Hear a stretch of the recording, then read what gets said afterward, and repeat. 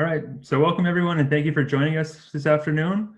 Today we're really just going to go over your retirement benefits in this breakdown. So today, just 4 topics we're going to cover. First and foremost is how your plans actually work. So we're going to cover how Plan 2 and Plan 3 works. Second, we're going to look at 4 ways to save for the future. So these are ways you can save outside of your pension plan. The third thing we're going to touch on is what you should never do when it comes to investing. And last but not least is a tax trap that I see about 90% of educators fall into. Okay, but before we get going, just a quick introduction. So I'm Ethan Meikle, and my business partner is Shreen Sharma. We're the founders of Scenic Financial, and we're endorsed by the NEA as a retirement benefits specialist for Yakima County. Now, I know there's some people outside of Yakima County on the call today, and don't worry about it. We can still help you 100% of the way. So we are self-employed, independent advisors. And what that means is we call our own shots, and we're not tied to any company. So we give non-biased advice so we can be on your side when it comes to making decisions. Our focus is really just helping people reduce market risk, get out of high fees, and build more tax-efficient futures. And we really just try to take these complicated things and present them in a simple way that everybody can understand, and we can make decisions together. All right, so let's start going. So on Plan 2, it's going to work something like this. You're going to get 2% for every year that you work in Washington State, and that total percentage is going to be based on the average of your top 5 years of income. Now, something to note here, it says top 5 years of income. This is not your last 5 years of income. So while most people, it is going to be the last 5, if you ever find yourself working part-time or took some time off towards the end of your career, it's not going to ding you because they're going to go off your top 5 years of income. And when they say income, it's all income, not just your base salary.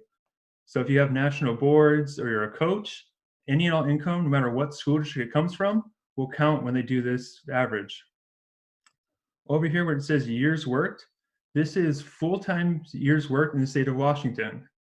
If you worked in a different state, those years working would count towards their state's pension plan, not the one in Washington. And to earn a full service credit, you have to work a certain number of hours per month to get credit for that month. The easiest way to check is just if you log into your DRS account, you should be able to pull up a detailed history of your service credits. So when it's years worked, they're really talking about your service credits here. So as far as I got a couple of questions about how the maximum works. There is no maximum for this. So if you work 30 years in this plan, you're going to get 60%. If you want to work 40 years, there's 40%. They don't cap the number of years that you work. And you can start collecting your full benefits at age 62 with 30 years of service, or at age 65 if you have less than 30 years of service. So for those of you that actually have 30 years of service, your full benefit age starts at 62. Now this doesn't mean you have to work until 62. You can retire whenever you want to. As long as you don't draw your benefits, you're not going to get penalized for it. Same if if 65 is your full benefit age. As long as you're not drawing it before that age, there's going to be no penalties. If you were to draw it before age 62 and you have at least 30 years, the penalty is going to be a lot smaller than if you had less than 30 years here. So in some cases, people that have 30 years can actually collect at 61 or 60 and end up making more money over the course of their lifetime. So one thing to note though, is that if anyone that's hired after May 1st of 2013, their full benefit age is going to be 65, regardless of the number of years worked. So it doesn't matter how many years worked, you have to go to 65 no matter what. Now this may change, but as it stands today, that's the way it is. A couple other things you want to know about this plan is it has a cost of living adjustment built into it. So this only applies once you start collecting the pension. But each and every July, they're going to take a vote on whether or not to give you a raise. And the raise will be anywhere from 0 to 3%. Just depends on what legislature votes on in that given year. Another thing to know is you're going to have 4 different survivorship options. Again, nothing you have to worry about until you actually go to apply to collect your benefits. If you're single when you go to collect, you're going to use the full formula, which is this bold one here on the top. This is what they call option 1. Anyone that has a spouse, you can choose to take a survivorship option. And what that is you're going to take a reduced pension. And if something were to happen to you, a portion of that pension would continue on for the rest of your spouse's life. Now, how much of the reduction depends on which option you take and if there's an age difference between you and your spouse. If you want more complete calculations on that, you can always contact the state for those options, or you can set up a meeting with us and we can walk you through it as well. All right, so in a nutshell, that's basically how Plan 2 works. If you ever see a statement that says how much you've contributed into it, that really doesn't matter in your case because your pension is strictly based off this formula, not how much you pay into it. So right now, if you look under your pay stub, under your deductions, you're going to see a number in there. It's about 7% of your income is being taken to pay for this. But again, it's all based off of this formula, not how much you put into it. All right, so now we'll just move on to Plan 3. So with Plan 3, there's actually 2 parts to it. You have your defined benefit, which is the pension. And just like we saw in Plan 2, it's just the same formula. The only difference here is you're only going to get 1% for every year you work. Okay, so everything else stays the same. Your service credits are earned for full-time employment. It's average of your top 5, not your last 5, and it's based off all your income. And you can collect it at the same ages, 62 at 30 years and 65 if you have less than 30 years. And you still have to go to 65 if you're hired after May 1st of 2013. And you still have the same cost of living adjustments and the same survivorship options. Really, the only difference is you get 1% per year. And rather than paying money into this pension plan, your contributions simply go into your defined contribution side. So if you look at your defined contribution, this is where your money goes. So right now, you're going to save somewhere between 5 to 15% of your income every month into this plan. How much you're doing simply depends on what you chose when you started your school district. Now, the way it currently stands, you can't change how much you contribute unless you change employers. So if you go and change school districts, that's when you're going to give the opportunity to make a change. And you have a 90-day window to do that. So as long as you're in your current school district, whatever your current contribution rate is, it's locked in. So where that money goes is simply into an investment account, and it's going to rise and fall with the market. Some important things to know about this is that all the money in this plan is absolutely hands-off until you separate service. So it doesn't matter how old you are, it doesn't matter if you have a hardship or you want to take a loan from it, there's absolutely no access as long as you're an employee of the state. So it's illiquid. However, as soon as you separate service, no matter what age, you now have access to the money, you can do whatever you want with it. The other thing to know about this is all the money in here are pre-tax. So when you make a pre-tax contribution, it does give you a tax deduction today, but any money you go to withdraw from it will be taxed at that time. Plus any interest growth you got will also be taxed. So this account is fully taxable in the future. If you want to draw this money before age 55, you're going to also incur a 10% penalty on top of that. If you're 55 or older when touching the money, then you just have to pay your taxes. There's no penalty. So as far as the investments go, that's really the only control you have here is how your money is going to be invested. So the default fund, this fund that they just throw you into, is if you were employed before July 22nd of 2011, you're going to be put in the Wsib Fund, also sometimes called the TAP Fund. And the thing to know about this is that it's aggressive. It doesn't matter how old you are, it's just an aggressive account. So it's going to do really well in the market as well, but when the market takes a turn for the worse, this one's going to follow suit. So if you're within 5 years of retirement, you may want to start moving out of this plan to something a little more conservative to help protect your money. Now, for those people that are more recent hires, you actually got put into something called a target date fund. And what your target date fund does is it looks at when you're going to turn age 65, and it's going to set a investment allocation for you. And as time goes by, it's going to automatically make you more and more conservative. So this one will adjust for you, unlike this Wsib fund. So this is not a bad place to be. Now you also have the option to become self-directed. So for those of you that were lucky enough to get into the Target Date Fund, you're already self-directed, but there's also 7 other funds available. So if you want to invest, whether you want to be on the aggressive side or on the conservative end of things, you have a few different options to invest in as well. If you're in the WSIB, you can move over to the self-directed at any time you want to. You just have to make a call over to the state and tell them that's what you want to do, and they'll transfer the funds for you. A couple of things to know about this is any money in the WSIB is pretty illiquid. So even if you separate service and you want to take some money off of it or transfer it to somewhere else, it takes them almost 2 months to cut that check. So they're really slow on it. So usually what I recommend for people getting close to retirement is get out of the WSIB and put yourself into self-directed, just so when you want money, you can get your check within a week instead of 2 months. Okay, so that's basically how the Plan 3 works in a nutshell.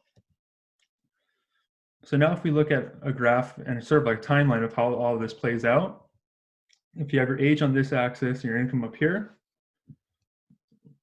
as you work, your income should steadily increase over time, and then you're going to get to a certain point in life, 62 or 65, where you want to retire, and then you're going to start collecting your pension. On top of that, here in Washington, you guys also contribute to Social Security, so you're getting a Social Security income as well. So you have 2 sources of guaranteed income for the rest of your life, just for being a state employee. So you see that there is a drop here. So your income will take a small hit.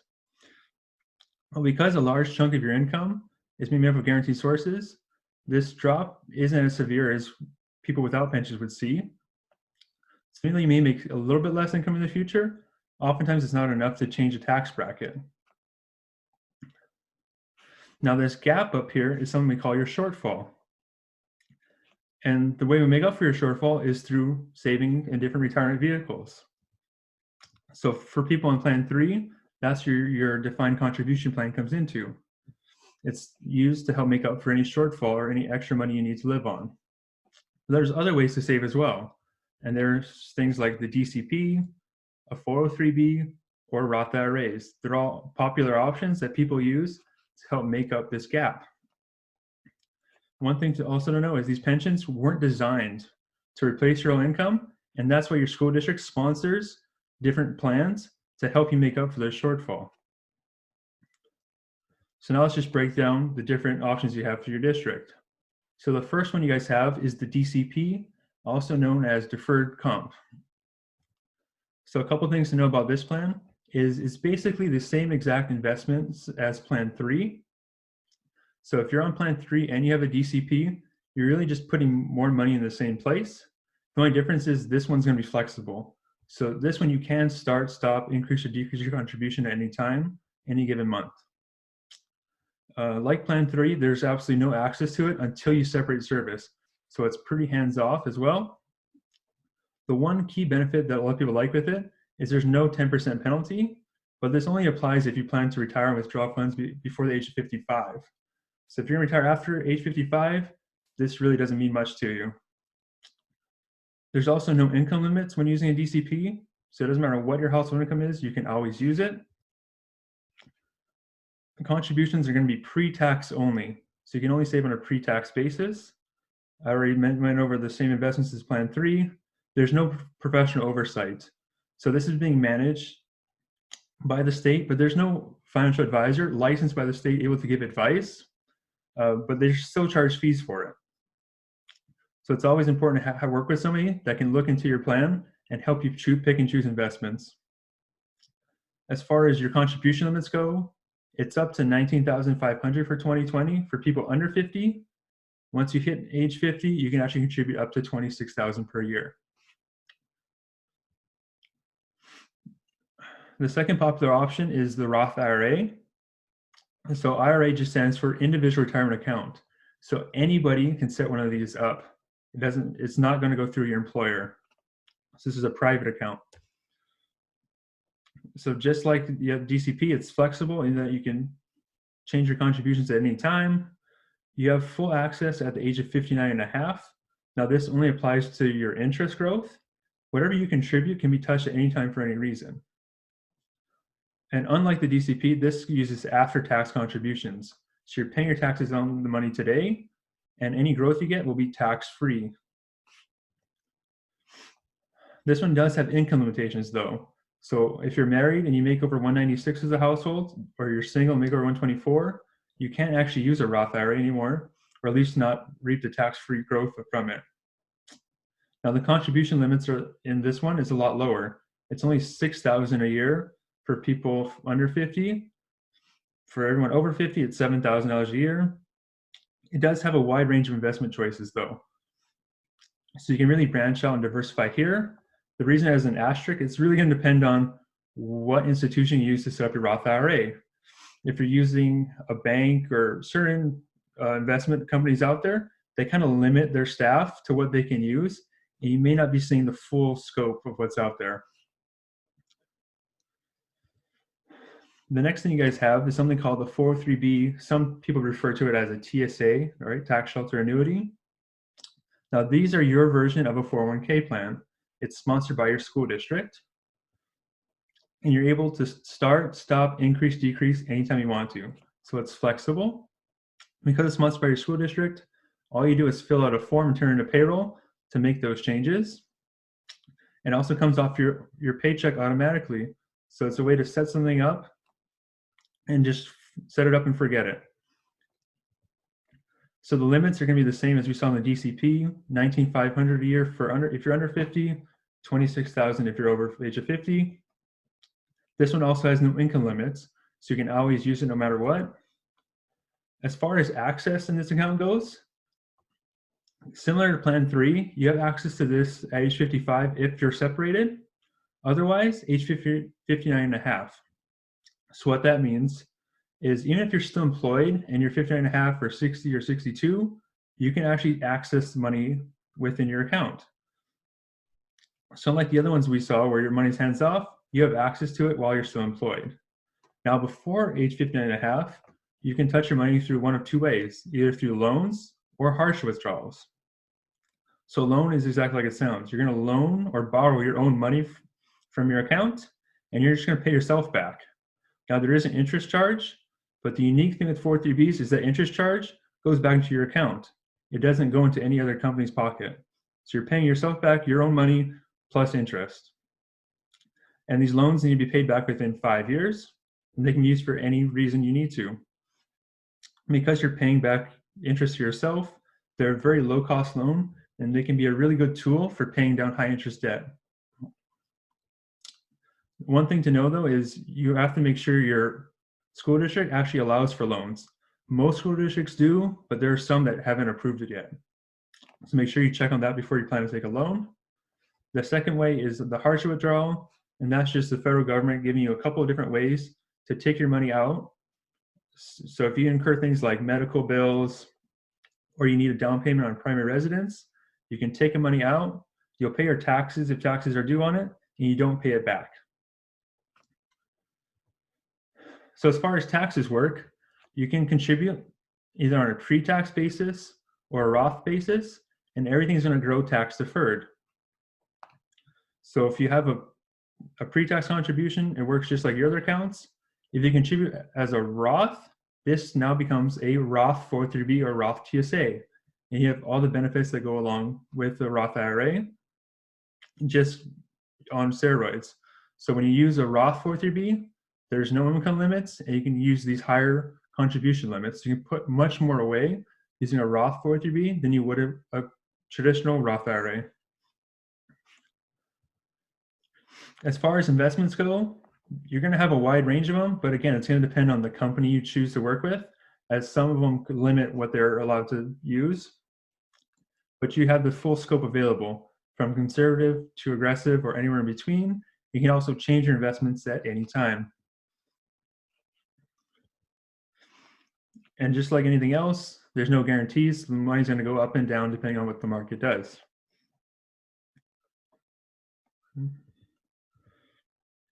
So one thing I'll caution you though, is some of you guys may have 403Bs already, or if you think about getting one, is that not all 403Bs are really equal. What I mean by that is there are actually two different types. There's annuity-based 403Bs. That's where the TSA name comes from. And there's just investment-based ones. And there's some key differences between them. So TSAs are going to be issued by insurance companies, and they're going to come with a surrender schedule. And a surrender schedule is a period of time where your money has to stay there. And if you want to touch your money during that time frame, you're going to have to pay a penalty. Not only that, there's oftentimes you'll see a rolling surrender charge. So what that means is every time you make a new contribution, that contribution gets its own set of a surrender schedule to it. So you put $100 in 1 month and you have a 5-year surrender, that month has to stay there, that month's contribution has to stay there for 5 years. When you contribute again the next month, that monthly contribution has to stay there for another 5 years. So it just rolls on and on and on. Another thing to know is you're going to have limited fund selection. It's whatever these insurance companies approve that you're allowed to use. Oftentimes they make up their own funds and keep their own funds in the fund list. You don't have the best selection. So there could be funds out there that may be cheaper or be performing better, but you don't have that option. Now, when it comes to fees, on average, you're going to see these things charged between 2 to 3%, which is pretty high. And when I say total fees, it's including all the fund expenses plus the different costs associated with insurance companies. Now, one thing to be careful of is sometimes people will say this is a no fee one or a guaranteed 403B contract. When they say no fees, there's always a catch. So sometimes they'll cap your growth. So it'd be invested, but they'll cap your growth at say 3% in a given year. That's how they make it free, because they're going to take any gains you get past that. And more often than not, the market's going to do better than 3%. Sometimes they'll just guarantee no losses, but they'll only give you a 1% rate of return to maybe 3% on a guaranteed basis. And when you account for inflation, that really doesn't do a whole lot for you. When we have investment-based 403B contracts, these sometimes can be issued by insurance companies, but more often you're going to find it from different financial firms. The key difference in this one is there are no surrender charges. So your money's not locked up or required to stay with that certain company or carrier for any period of time. And then you have the biggest range of funds here, usually thousands and thousands of options. So you have your best bet of getting low cost funds in this type of plan.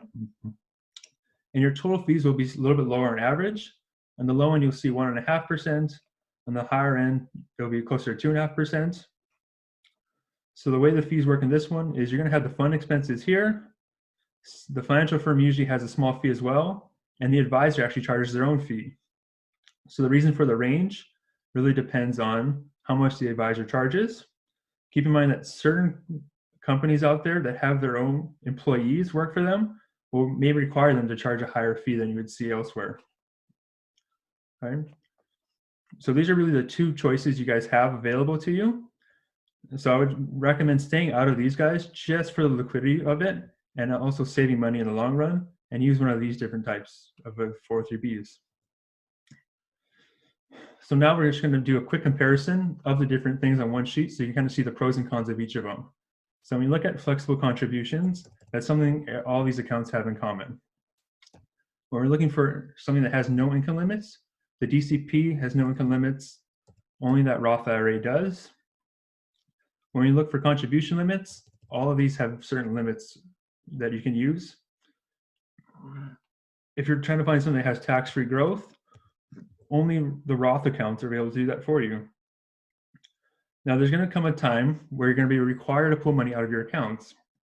And this is what they call the RMD, the required minimum distribution. Now, this only affects accounts that have pre-tax money in them. So it's going to affect things like your DCP and your 403B. The Roth accounts don't have this. So you're never going to be forced to touch your money if you don't want to. Now, keep in mind that a Roth 403B actually doesn't get this treatment because it's really just a Roth IRA in the 403B shell.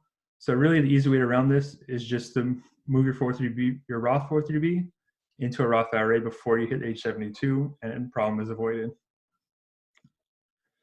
As far as access goes, you can't touch your DCP while you're employed.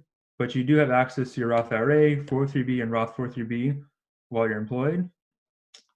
And when it comes to inheritance, so once your beneficiaries get your money, the DCP, because it's pre-tax, they're going to be responsible for that tax bill as well, whereas the Roth accounts will not.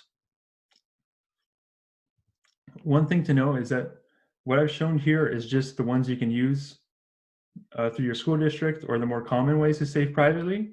There are other alternatives that aren't as well known. You do have to qualify to be able to use them, but they're really good for people that don't have a Roth 403b option in their school district, or maybe they make too much for a Roth IRA, or if they want to contribute way more than what the limit is here, these Roth alternatives may be for you. All right, so as we've just seen that there's a pretty big difference between pre-tax saving and Roth saving. So this is where we get into that tax trap question that I mentioned in the beginning. So the whole premise of saving pre-tax is we're going to contribute money each month. We'll get a small tax deduction, but in the future, everything is going to be taxable here. Whereas on the Roth side, you're going to pay taxes on your contributions today, and any future growth you get will be tax-free. So you have to ask yourself, is it really worth taking a small deduction on the small amount of money I'm putting away today, only to have to pay taxes on the entire thing in the future? Now, when money's saved pre-tax, you're going to have things like Rmds come at you, but it is also subject to any regulatory changes. So if taxes were to increase in the future, you're going to basically be forced to pay those higher tax rates. So it's something to keep in mind when you're choosing to save money on a pre-tax basis or a Roth basis. So now let's dive into it a little bit further. When pre-tax accounts, all withdrawals are taxed. So every single penny, whether it's a capital gain, a dividend, any interest, every single penny will be taxed by you when you go to pull it out. And you're going to be forced to touch it. So the IRS requires you to touch it at a certain age.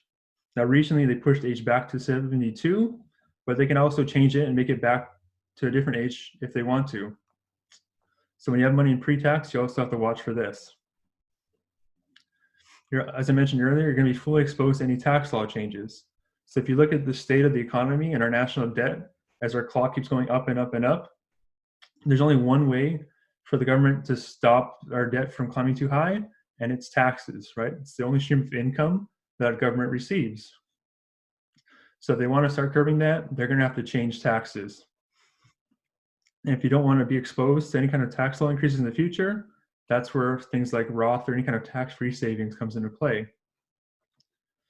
And fourth is your beneficiaries still have to pay the taxes on their account. So if you have a Plan 3 with, say, $300,000 in it, and your kid inherits it, they have to pay those taxes on that $300,000 still. Not only that, they have to pay them within 10 years. So that $300,000 has to be basically drained within 10 years. So they're going to have to pull out a little over $30,000 a year, which is going to create a huge tax trap for them as well. And this slide really just talks more about the RMDs. Basically, it's going to start age 72, it'll last for a lifetime, and it increases every single year.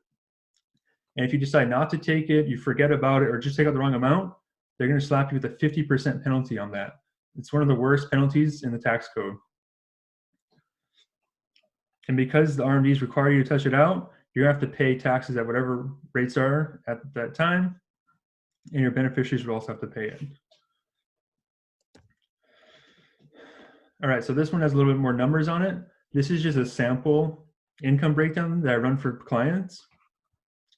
So this is just someone working, earning $100,000 a year. Their spouse is retired, collecting about $2,000 a month from Social Security, so their income is about $124,000. Now they're going to work until they hit their full retirement age at 62 in this case, and you'll see their income drop. This person elected to hold off on Social Security to the next year, so that's where we see the income come back on. So we go from 125 to 77. They're going to drop a bracket in this case, but over time, once they hit those RMD ages around 70, that's when you see this column filled in. So in this case, she's required to take out $26,000 off her account. which in this case, she had about $680,000, because you got to keep in mind, even though you're retiring here at 62, your money's still going to grow for the next 5 or 10 years, and it may be higher in the future and require a bigger withdrawal amount. So you see your income went from 86,000 this year all the way up to 114,000 this year, and it keeps increasing year over year. And this is going to bump them up into another tax bracket and force them to pay these taxes at a higher rate. Right? So that's really the tax trap you guys need to be aware of. Okay, so here's just a simple calculator. And this is where I'm going to talk about the point where I said on the one thing you should never forget about when you're investing money. So in this example, we have $300,000 growing at a 5% rate of return. We're going to assume a fee of 2% and tax rate of 22%. And we're just going to do it for 15 years. So this first column here is the gross. This is simply money growing without any taxes or without any fees. If you were able to invest money without any of those things, this is how it'd look if it could earn 5% a year. So over 15 years, it could grow up to $623,000. But as sure as you guys know, that's not the case. When we're investing money, we have to pay a fee of some sort to somebody. So if we include a fee of 2% to that, we can quickly see that over 15 years, you paid $116,000 in fees, and you don't get $623,000, you only get about $460,000. So fees can take a pretty big bite over time out of your accounts. So when you're having money invested with an advisor or an institution, you always want to make sure you don't overlook the fees. I mean, even a 0.1% difference can make a huge impact in the long run. Right, so if we show 2% here and we just change it to 2.1, that 0.1 add another $5,000 coming out of your account. So fees are something you don't want to take lightly. The other thing to know is that if this money is in a pre-tax account, any interest you earn hasn't been taxed yet. So you have to think that even though I earned $15,000, I still have to owe my taxes. And if I'm at the 22% bracket, that's going to be about $3,300. Right? So over the long run, this is how taxes affect you.